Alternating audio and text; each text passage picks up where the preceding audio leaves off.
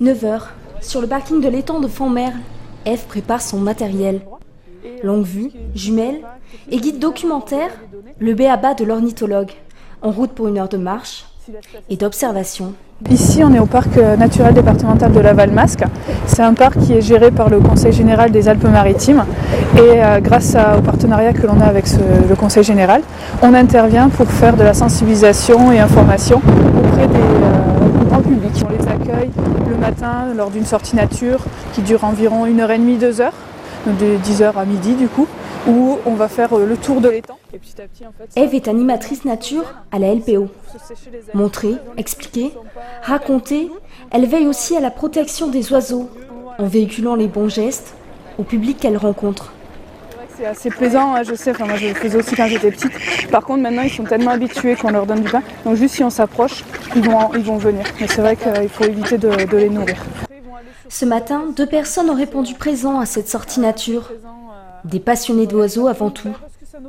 J'étudie la nature depuis 1 an et donc j'ai besoin d'expérience de terrain pour pouvoir commencer à apprendre à repérer les espèces et puis à découvrir leur mode de vie. Ouais. L'étang est un site propice pour les oiseaux comme pour ses observateurs.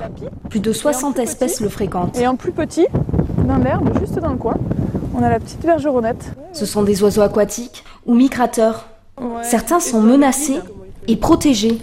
Les observer permet de les reconnaître afin de les recenser et de les répertorier. Je toujours devant la bergeronnette grise qui sautille, qui est très élégante. Donc ça c'est super joli. Puis après bon, un grand cormoran c'est quand même toujours impressionnant. Mais alors j'ai pas vu d'espèces que je connaissais pas aujourd'hui.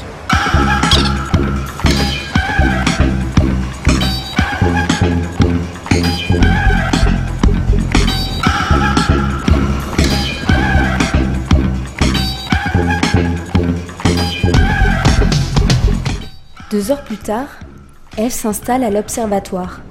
Elle met en place son matériel, jumelles de toute taille et des jeux ludiques pour attirer un public non averti. Bonjour. Bonjour. On a des jumelles à disposition. Comment ? Vous embêtez pas là ? Non, en fait je suis là pour accueillir le public.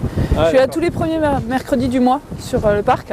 Qu'il fasse beau ou qu'il y ait beaucoup de vent, je suis là. Donc voilà, et je présente en fait les espèces et la biodiversité qui sont présentes. Donc j'ai des jumelles, enfants, adultes, si vous voulez essayer. Tu veux regarder ?